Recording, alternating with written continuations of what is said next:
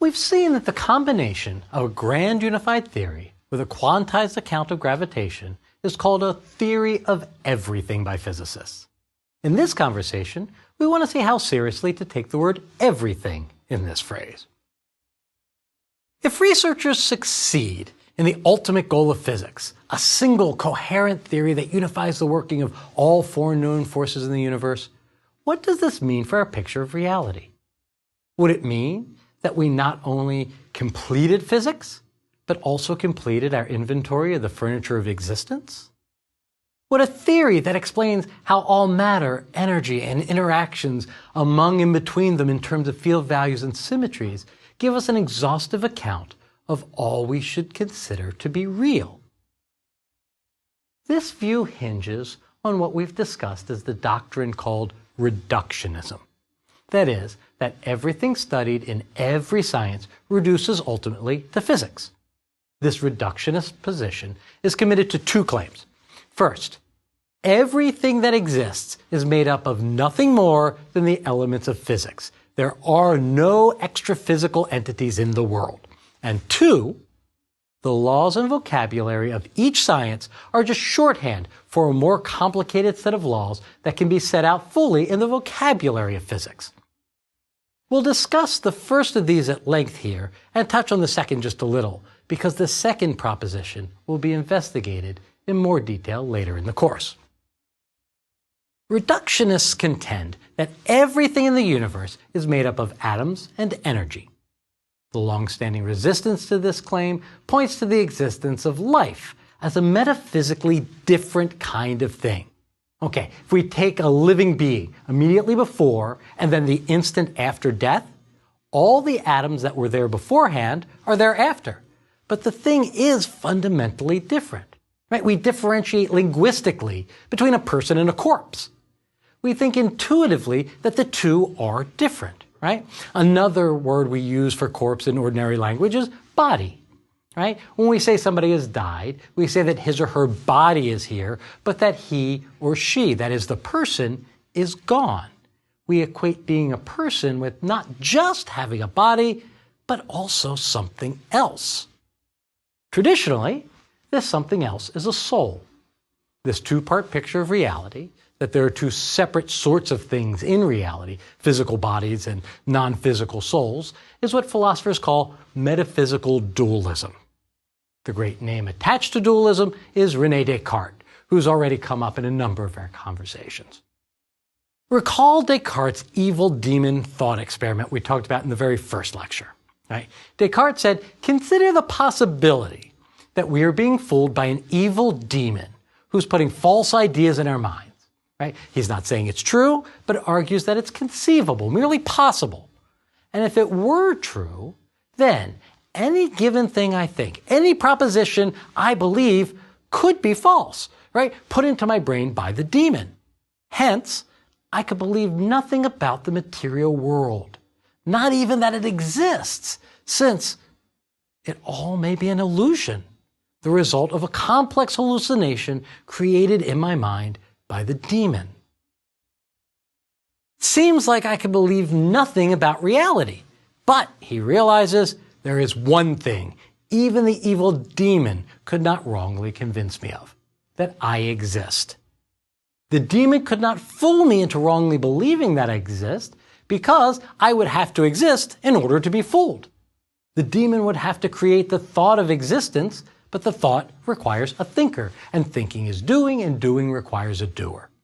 If I'm thinking, I must exist, and to be fooled, I must first think. So, I can't be wrong about my belief that I exist.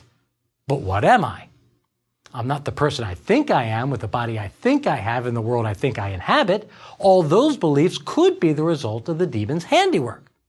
The only thing I have the right to believe with absolute certainty is that I am a thinking thing, a thing that thinks, a mind. And so, Descartes concludes, the mind exists separate from the body. Now, he later goes on to try to prove with mathematical certainty that the body exists and that there are absolute laws of mechanics that the body has to obey. But these laws are the laws of matter, not those of the mind. Mind and body are completely different things, different kinds of substances. Reality is comprised of two separate realms: the material world, governed by the immutable laws of physics, and the world of mind that's governed by logic or psychological rules or ethical rules or no rules at all. The human mind seems to be a different sort of thing endowed with a very important property: free will. We choose to do what we want. The problem for Descartes is that what we want is not just mental, but often physical. We want things. We want to do things. This means that these two separate realms, the world of matter and the world of mind, must interact with each other. This is problematic. On the one hand, we know that matter influences mind. Right? In the classroom, I'll demonstrate this by walking up to the big desk that's in the front of the classroom, which is often a laminated plywood top with metal sides, and I'll kick the side of the desk really hard, and the result is a huge reverberating metallic bang. I'll then limp around the front of the room pretending to be injured. I ask, what just happened? And we see that there was a physical interaction, body to body, when my toes hit the desk and rapidly contracted from the force. But this rapid contraction of my toes had a seemingly non-material effect. It gave rise to an idea, a mental experience. At first, pain. Then the thought, don't kick solid things, you idiot. So we have body-to-body interactions giving rise to a mental event, an idea, an experience. In the other direction, we have a sense that the mind influences matter. What I'll do then is I'll ask one of my students to please write the word guacamole on the top of his page of class notes. When completed, I ask the student why the name of this zesty avocado dip is scrawled in his notebook, and the response is usually, because you asked me to. I then ask the student to stand up and flap his arms while clucking like a chicken. Invariably, the student declines. When I ask why, he says that he doesn't want to. So, the reason the word guacamole appears in the notes is not because I made you do it, but because you wanted to write it. Wanting, desiring, willing is a mental state, and somehow the idea in your head caused your hand to move in a very particular way that gave rise to exactly what you wanted to happen. We do not often go to write a word and have a completely different word show up. Our minds seem to control our hand. So, it looks like we have two completely different things, material objects and ideas, and they are different sort of entities. Right? I can have a basketball, and I can have the idea of a basketball. The two are not the same. One is material, the other is mental. One has size, shape, weight, location. The other doesn't. The basketball is orange and round. The idea of the basketball is the idea of a round orange thing, but it's not an orange idea or a round idea. The properties of material and mental entities seem completely different. Yet, the material seems to give rise to the mental through perception, and the mental appears to give rise to the physical through acts of will. We seem to have interaction between them. But how? It's the size, shape, and mass of one object that lets it act on another. If ideas have no physical properties, how can they give rise to physical movements like the hand moving the pen across the paper? This problem of interaction seems to plague the move to include non-material things in the universe, to add a completely new category of stuff to reality. Descartes tried to solve this problem anatomically. He knew that the brain was the bodily organ responsible for action, so the mechanism by which the mind interacted with the world must reside there. He also knew that there's a network of nerves through the body that are in part responsible for taking data about the interaction of the world and the body back to the brain, where they somehow gave rise to observation and were responsible for the movement of the muscles by the mind. So, he figured that these nerves would be tubes, much like the veins and arteries also crisscrossing the body. When veins and arteries carry blood pumped by the heart, these nerve tubes would carry a different fluid, animal spirits. That is, spirits in the sense of a liquid, not spirit in the sense of a soul, although for Descartes, soul, mind, and spirit would all have the same sense. It's through disturbances in the flow of the animal spirits that the mind would receive news of the physical world, send out its commands to the body. According to Descartes' hypothesis, the part of the brain responsible for this is the pineal gland, a small part of the brain that had the twin virtues of being centrally located and Descartes not having any idea what else it might be doing. It's through the manipulation of the animal spirits by the pineal gland that the mind connects with the body, that we have the interaction between these two distinct parts of reality. Now, turns out, of course, that this theory fails. We know that the nerves don't carry a subtle fluid and that the pineal gland is responsible for producing melatonin, a hormone that plays a crucial role in sleep and our bodily rhythms. But the central metaphysical question is still with us. Is there a single sort of thing in reality, just material? Or is there some other sort of entity? For Descartes, this other sort of entity was a soul, and particular to humans, animals, he thought, for theological reasons, cannot have minds or souls. Clearly, Descartes did not have pets. At Descartes' time, throughout Paris, appeared hydraulic statues, fountains that didn't just shoot out water, but used the water pressure to move parts of the statues, making up the fountain, and so also making sounds like a calliope. So, from a distance, Parisians would see human-shaped figures moving and playing music. They were animated like persons, even though they had no mind. Descartes thought this is what animals were: complicated automata, complex organic robots. Over time, the theology was weaned from the dualist view, and living things were simply held to possess what French philosopher Henri Bergson called an élan vital, a vital force or vital impulse, what the German thinker Arthur Schopenhauer called the will to be. Living things have a will that non-living things do not. It's this will, this power to desire and cause to happen through internal means that separates the living in the universe from the non-living. The brain is relevant here. It's necessary, but it's not sufficient. We could take a CAT scan and see that when we have certain kinds of thoughts, a certain area of the brain is active, right? When we have a certain sort of desire, a different section is engaged. When we have a certain sort of sensory experience, a completely different region lights up. We can absolutely conclude that there is a correlation between the state of the brain and a human experience. But the dualist will say that this correlation is a relation between two different things. The materialist, someone who denies dualism, someone who contends that there's only one sort of metaphysical entity and that reality is strictly and solely material, must hold that brain states and mind states are the same thing, that they're different descriptions of the same occurrence. The dualist, on the other hand, holds that brain states and mind states are fundamentally different. We can point to the spot in the brain that's active when I feel pain in my stubbed toe, but the pain I feel, the experience of pain, is not the same thing as the neural activity. The two are linked, but they're different according to the dualist. They are one and the same according to the materialist, but consciousness for the dualist is completely different. It's non-material. One physicist who made this case was Eugene Wigner. He was concerned with what we've seen in quantum mechanics as the measurement problem.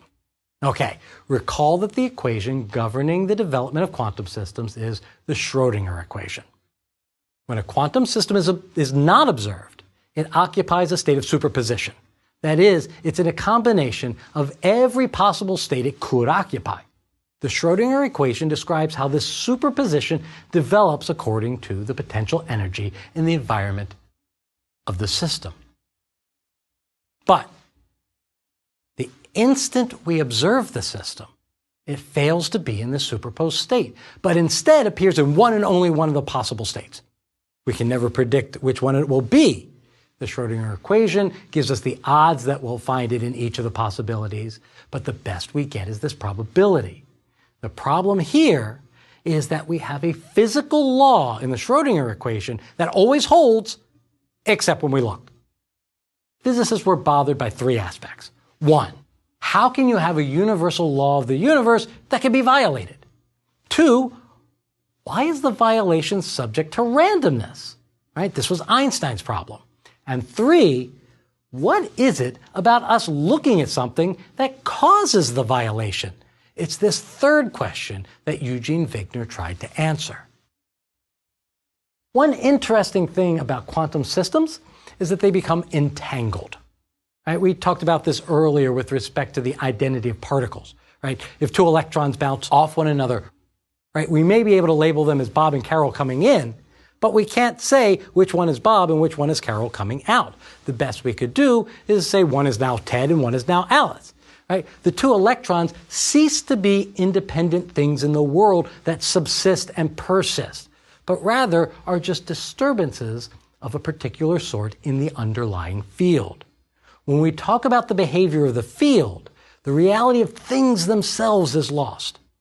We say in this way that the parts of the system have become entangled and we can only describe the system as a whole.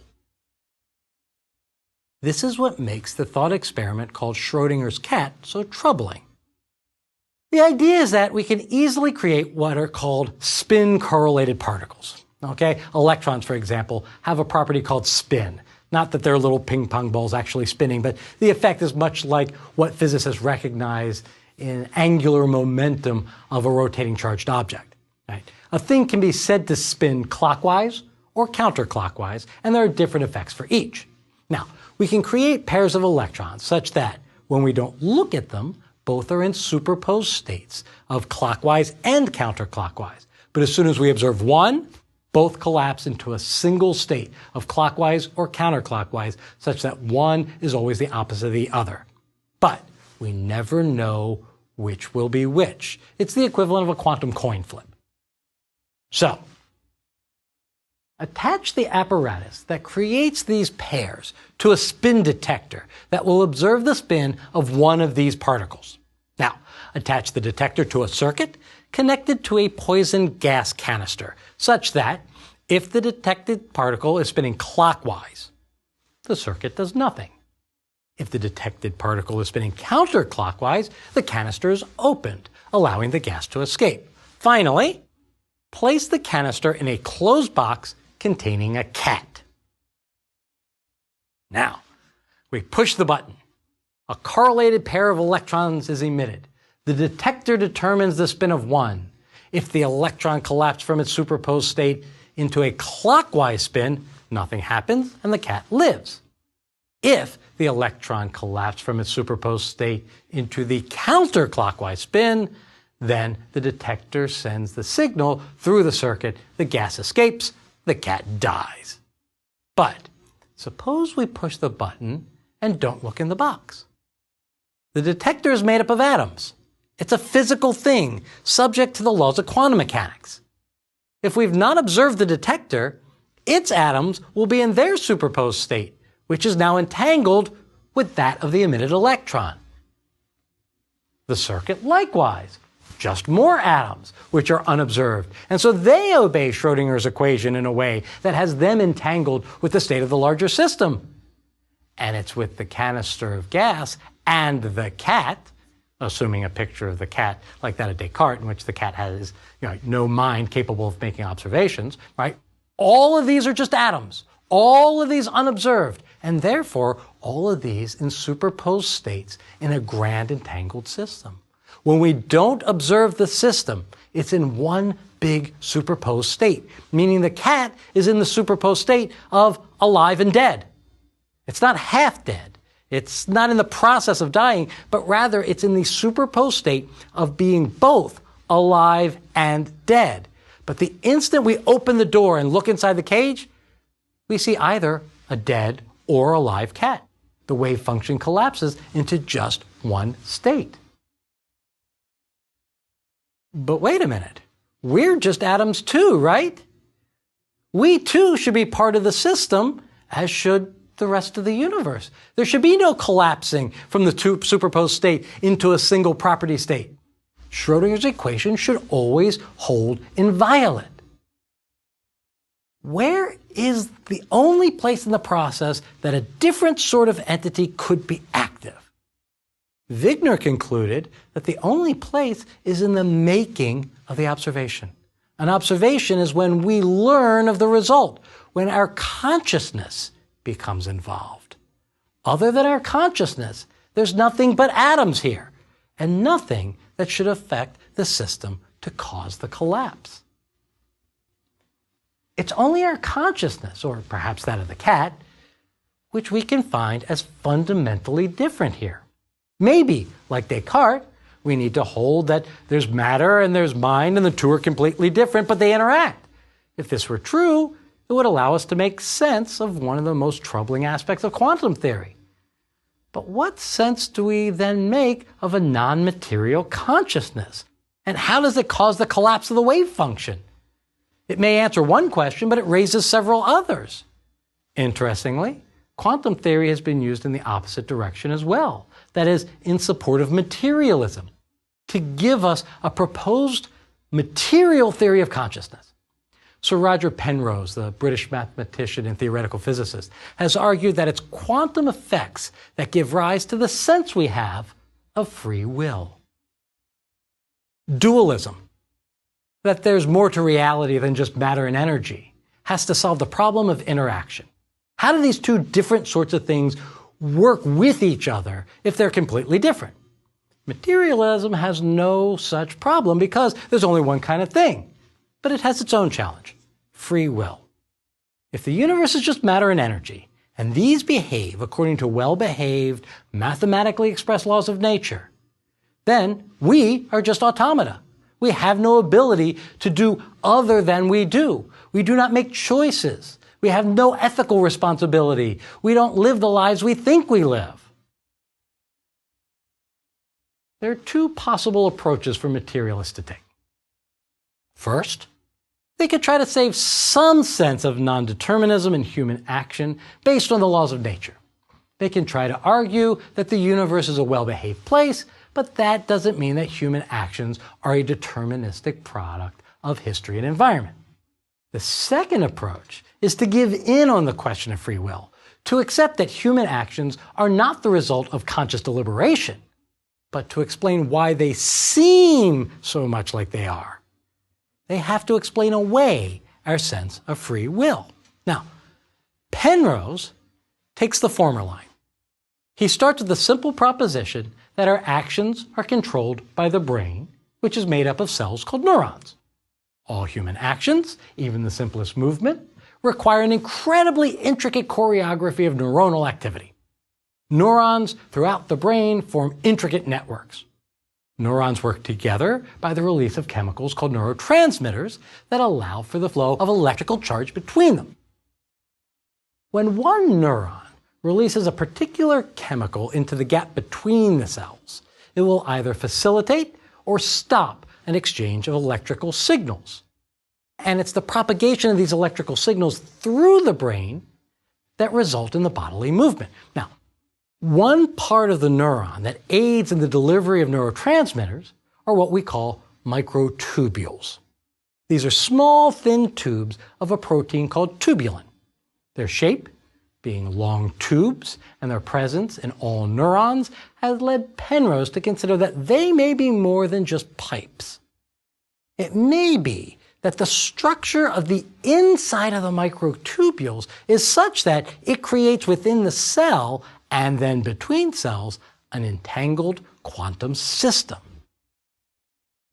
Being inside of a tube, this structure may be sufficiently isolated from the effects of the environment outside the body on the brain to remain, at least for a while, in a superposed state. This superposed state eventually is acted upon by the chemical environment of the brain, causing the superposed state to collapse and the firing of a particular constellation of neurons. Because this process involves a necessarily quantum level process, there will be in this fully material system an element which is necessarily non-computable. In other words, the brain is nothing but a physical system, working according to physical laws. But because the structure of the brain is so fine, there may be a quantum level effect that makes our actions not determinable. We're governed by the laws of physics completely, but that does not mean that our actions or our intentions are uniquely determined by the environment and the absolute laws of the universe. Further, since the quantum states of these microtubules are coherent, that is, entwined into a single system, it means that this sort of quantum consciousness involves the structure of the entire brain, the way we would expect it to. So, free will does not look like what we think it looks. It's not that we have a rational agency that has no dependence on the physical universe, but we're not robots acting at the whim of absolute physical rules either. There's a controversy over this theory and whether findings in neuroanatomy are supporting or undermining the theory. However, the idea that quantum effects might be responsible for introducing indeterministic elements into the functioning of a material brain are one significant approach to trying to maintain the reductivist claim that what physics says there is all there is. But one can hold that there are only material elements to reality, and also hold that the mind is not completely describable by the laws of physics. Recall that reductionism buys into two different presuppositions. First, that everything in reality is made up of atoms, energy, and the stuff of physics. And second, that the laws of physics are all that's needed to explain the behavior of these physical systems. Some thinkers accept the first, but deny the second. That is, they hold that the ultimate constituents of the world are only things in the vocabulary of particle physicists. But that when you put them together in intricate ways, something new emerges from the structure, and that it's greater than the sum of its parts in such a fashion that physics is insufficient to account for it. Mind, consciousness, and life are emergent properties. That is, they involve nothing more than bits of physics, but become more than that when put together properly. This view was championed in the first half of the 20th century by the Austrian sociologist, economist, and philosopher Otto Neurath. Neurath was quite the character. A huge, hulking man with flaming red hair. He had a loud voice, a booming laugh, and a presence that announced him in any room he entered. Instead of a signature, he signed his letters with a cartoon elephant, usually holding a flower on the trunk. Neurath was not only a powerful figure in early 20th century social science, but a deep thinker about the place and power of science. He believed that science education was essential to social advancement and good governance, but worried that the language of science, mathematics, would be difficult for those who had to work and couldn't receive higher education. He thought that science could be communicated to the masses, but it would require a new way of expressing mathematical relationships, a new language which was visually evocative instead of using equations. The result was isotype, a picture language. Now, we all encounter isotype symbols every day. Walk to a public restroom and figure out which is the men's room and which is the women's room by looking at the symbol? That was Neurath. Go to an intersection and know when to cross and when to wait. Those are isotype symbols flashing at the crosswalk. In theorizing about science, Neurath disagreed with his fellow thinkers in Vienna who were arguing the strict reductionist line. He was a sociologist and they were largely physicists. Of course, they thought they held the key to all human knowledge. But physics, he thought, would never completely account for complex social interactions. Not that it was irrelevant, but that there needed to be more at higher levels. Scientific fields, he thought, were like balloons placed next to each other. Squeeze one and it expands, pressing into the ones next to them and reshaping them, causing them to push against those next to them. Physics and chemistry share a boundary, and it's a squishy one that's influenced by pressures from both fields. But while one may help reshape the other, they are, in the end, separate balloons with their own subject matters, their own vocabularies, and methods to study phenomena that happen at different levels. Chemical reactions are, underneath, nothing but the interplay of atoms with their various subatomic parts. But the complexity is in part due to the chemical structures that require a fundamentally chemical explanation with chemical concepts and chemical methods. And so it is for biology, psychology, sociology, and economics. According to this view, the physicists may have given us all the furniture of the universe, but we can't have a complete understanding of reality if we don't pay close attention to how the interior decorator functions. It's not just the pieces we need to understand, but we'll redefine reality further if we understand what emerges from those pieces. And of all the aspects of the universe that emerge, perhaps none is more intricate, more fascinating, and more complicated than life.